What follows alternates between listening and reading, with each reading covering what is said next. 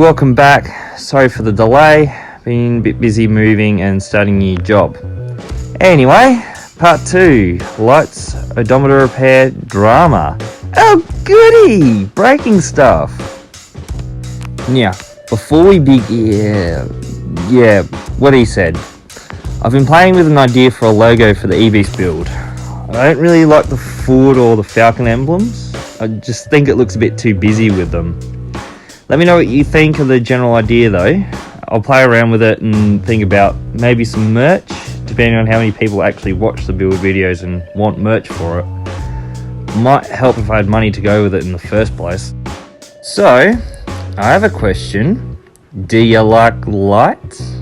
Of course you do. They're simple, helpful, and make you look like you can afford a huge electricity bill, even if they're just in your car. Personally, I wanted to see under the bonnet without having to constantly charge the torch batteries. Yep, new parts. And to the guy who ordered me this thermostat housing head, and not the base, you know, this thing, when I asked for it and needed it, thanks!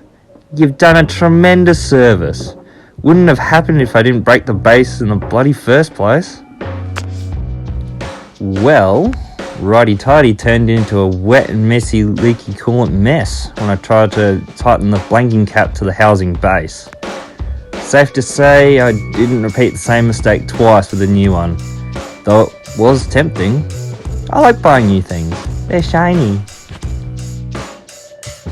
Once I fitted everything together and topped the coolant back to appropriate levels, I took the new second-hand air filter box and hose and fitted it to prepare for a test fire of the engine post-LPG removal.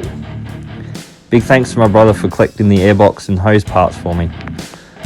All that remained from the LPG system was the metal plaque detailing the system information.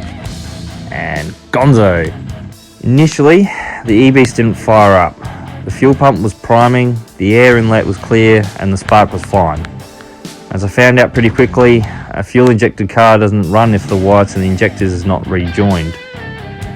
But once that issue was resolved, it fired up like a gas barbie and spat out these rust chunks from the exhaust. Whoops! With the engine running again, I shifted my focus to the intricate workings of the odometer. As I found out pretty quickly, it was a broken gear that caused all the issues. Now, being in COVID times, the part was going to take about 2 weeks to process through sanitation, past border checkpoints, through Australia Post handily people, and on the postie bike to my doorstep. So I took a much needed holiday, and then got back into reassembling odometer and instrument cluster, which, if you haven't noticed yet, is from an ED Falcon. So, close enough. Between my time away and finally getting a job again, I decided to poke some holes in rust. Just for the size comparison, this torch fits my palm. Just think about that for a bit, and the fact that this was in a structural part of the car meant it threatened the structural integrity of the body, or so they say. After getting all doom and gloom from the rust, I went to town on all the lights in the EBEAST with red lens dye. This got me thinking of a theme for the interior, in the belly of the beast. And yes, I dyed the globes in the instrument cluster before I put it back in. Not sure that it's illegal, but I'll check with the vehicle legal standards in Australia when I get to getting it back on the road. With everything together again, I did the foolish thing of performing an oil change. Why foolish, you ask? Perhaps the fact that it's still not on the road yet, and it's been a year since I did the oil change. Don't give me that attitude. At the progress I was making, I was sure I was going to get it back on the road sooner. You know what? You can shut up and listen to the 6-cylinder symphony. I'm done with you. Make sure to like the video if you enjoyed part 2.